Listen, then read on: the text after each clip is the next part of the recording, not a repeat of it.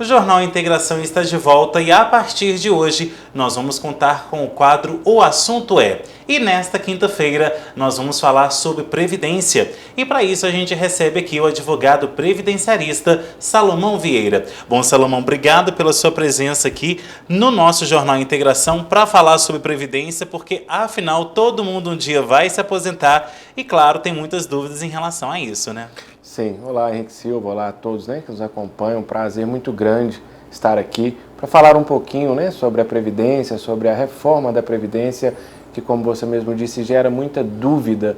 O pessoal muito pergunta se com essa reforma vai se aposentar, E para mim é um privilégio muito grande poder trazer essa informação à população, tentar trazer um pouquinho a Previdência Social para dentro da casa das pessoas, juntamente aí com a TVI, essa parceria aí incrível que fizemos.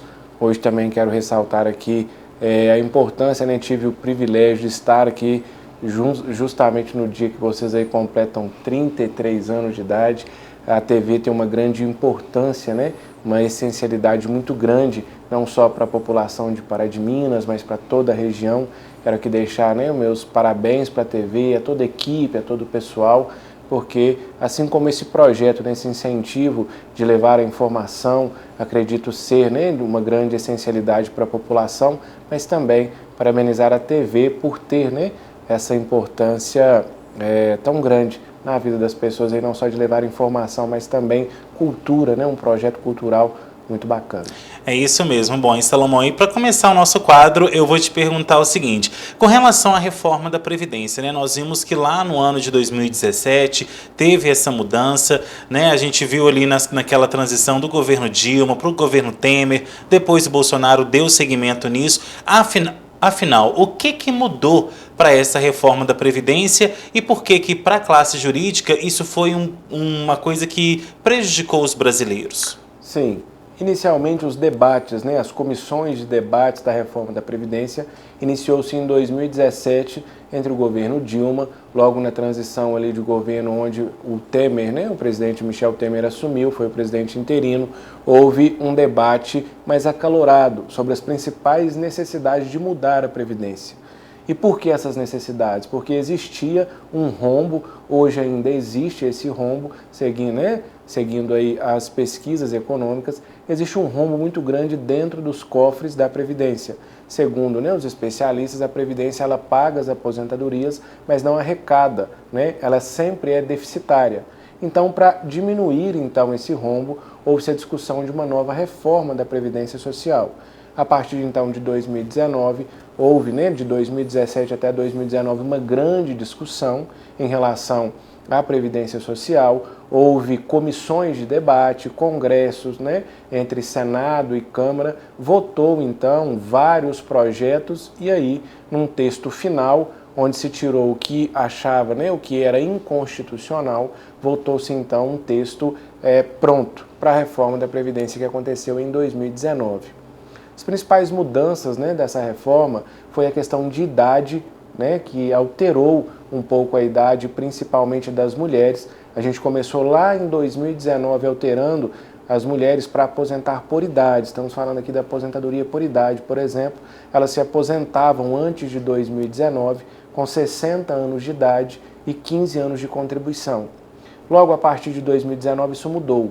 Houve então uma escalada de idade para que então houvesse uma transição até que a mulher pudesse chegar na idade mínima de 62 anos para se aposentar. Então, por exemplo, lá em 2019 se manteve a idade de 60 anos, começando então o ano de 2020 com 60 anos e 6 meses, 2021 61 anos, 2022 61 anos e 6 meses e agora 2023 62 anos. Para o homem, a aposentadoria por idade ela não mudou. Para aqueles que já são filiados, já eram filiados ao INSS antes da reforma. O homem, então, ele tinha que ter, antes de 2019, 15 anos de contribuição pago e deveria ter também a idade de 65 anos. Essas regras, assim, persistiram. A mudança principal para o homem veio para aqueles que se filiaram ao INSS depois da reforma, porque esses 15 anos passou para 20 anos de contribuição. Então aumentou 5 anos de contribuição para aqueles filiados à reforma, filiados à Previdência após a reforma aí do INSS. Outras aposentadorias, né, que obtiveram mudanças significativas foi a aposentadoria especial. Aposentadoria especial, principalmente o pessoal que trabalha com mineração, siderurgia. Houve algumas mudanças e mais drásticas nesse sentido, porque anteriormente às regras de 2019, o pessoal da mineração trabalhava 15 anos e se aposentava, né, independentemente da idade, conseguia se aposentar com até o salário que recebia integralmente. Após a reforma, houve mudanças sistemáticas de estipular idade mínima para que esses trabalhadores de mina e siderurgia pudessem se aposentar. Então hoje, ele entra para trabalhar na mina subterrânea com 21 anos de idade, se ele trabalhar os 15 anos, ele não pode se aposentar aos 36, porque é exigido uma idade mínima, hoje 55 anos, para ele se aposentar, e isso gerou uma discussão muito grande, está em debate ainda no STF, a questão da constitucionalidade desse texto. Por quê? Ele não pode trabalhar mais do que 15 anos nessa atividade em razão de ser prejudicial à saúde, por ser uma atividade periculosa e insalubre. Mas mesmo assim, ele não podendo e ele não tendo a idade, ele tem que continuar a trabalhar para manter o seu núcleo familiar, mas em outra atividade. Ele tem que se reabilitar após ter 15 anos nessa atividade, para esperar então a idade mínima chegar para se aposentar. E isso gerou, né, um caos muito grande, principalmente no meio jurídico, porque estão cada dia mais, né, crescendo aí o número de ações judiciais que envolvem essa aposentadoria especial, porque não é plausível, né, para a população trabalhar 15 anos em uma atividade periculosa, insalubre e ter que esperar 55 anos de idade. Essa é uma das principais mudanças aí no quesito da aposentadoria especial. No quesito da aposentadoria por tempo de contribuição, aqueles que trabalhavam, né, por 35 anos ou contribuíam por 35 anos também, poderiam se aposentar aí pelo INSS, porém não podem mais se aposentar sem cumprir um pedágio. Foi estipulado aí um pedágio de transição do tempo que faltava. Por exemplo, se lá em 2019 o segurado faltava 2 anos para se aposentar, ele teria que cumprir, além dos 2 anos que faltasse, 50% do tempo. Então, mais 1 ano. Ele iria cumprir 2 anos de trabalho, mais 1 ano de pedágio. Logo após também, houve um pedágio de 100% para aqueles que faltasse mais de 2 anos para se aposentar. Então, se eu tenho 2 anos para me aposentar, o pedágio é 50%. Se falta mais de 2 anos, eu tenho agora que cumprir aquele tempo que faltava, né, de contribuição, e também eu tenho que cumprir 100% desse tempo de pedágio. E isso gerou também uma discussão muito grande, porque a maioria das pessoas faltava em torno de 5, 8, 10 anos para se aposentar. E aí, o que ocorre? Criando esse pedágio, todas as pessoas praticamente que têm um longo tempo faltando vão se aposentar por idade, porque vai atingir a idade antes, né, de completar o pedágio de transição para a aposentadoria por tempo de contribuição. A gente tem que deixar claro para o nosso telespectador que hoje, quando a gente fala em pedágio, é porque soma ali o tempo em que a pessoa trabalhou com a idade dela, né? Por isso que tem aquelas regras de 92, 93, 94 e por aí vai, né? Exatamente. O que ocorre nessas transições de idade, principalmente, é bom avaliar, né? Importantíssimo o que você está dizendo, porque é o seguinte, a idade hoje, o pessoal, igual você falou, 92, 95, o pessoal fala assim, isso é minha idade. O pessoal confunde muito a regra de transição, onde soma o tempo e a idade, pensando que é só a idade. E não é. O que é isso então? Eles somam-se a idade, por exemplo, você tem 60 anos de idade e você tem 35 anos de contribuição. Então, somando-se esses dois requisitos, você teria 95 pontos dentro da regra de transição previdenciária. E o porquê de ter esses pontos? Porque hoje, quanto mais cedo você vem a se aposentar, há uma incidência de um fator que chama fator previdenciário. E esse fator previdenciário, ele defasa o seu benefício por causa da sua expectativa de vida.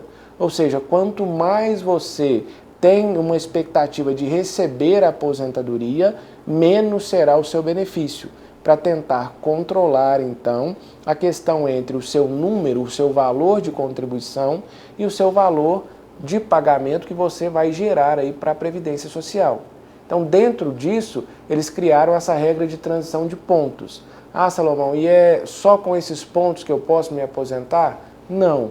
Não é porque na regra de transição você é convidado a analisar se você quer se aposentar por aquela regra ou se você quer esperar uma regra mais vantajosa. Tem várias pessoas que podem se aposentar hoje com um salário mínimo e se esperar 5 anos, o salário pode subir em torno de 700, 600 reais.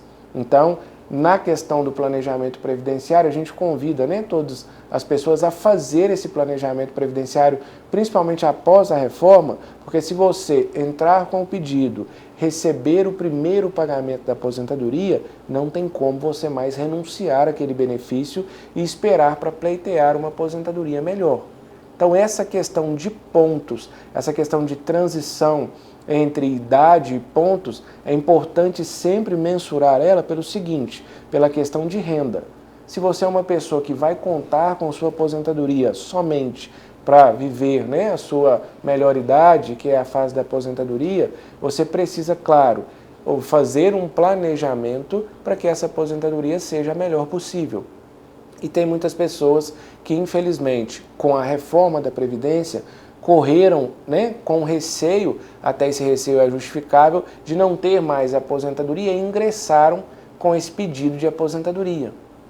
Ingressaram com os pedidos de aposentadoria, tiveram ali salários reduzidos em razão do fator previdenciário e muitas das vezes não tem como reaver, não tem como fazer um novo pedido de benefício porque já foi ali, já recebeu o primeiro pagamento e não é possível você fazer ali, a não ser revisões programadas que tem dentro do sistema, não é possível você fazer, por exemplo, um cancelamento desse benefício e pedir um novo benefício para a Previdência.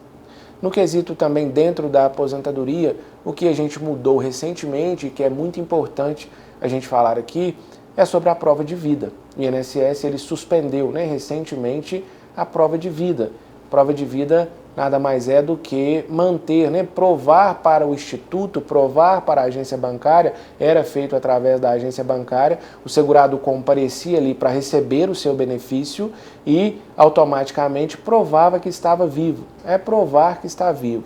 O INSS, então, com uma alteração atual, a partir de janeiro, cancelou, suspendeu essas provas de vida, uma vez que agora o próprio governo, o próprio sistema do INSS é obrigado, então, a identificar que aquela pessoa está viva.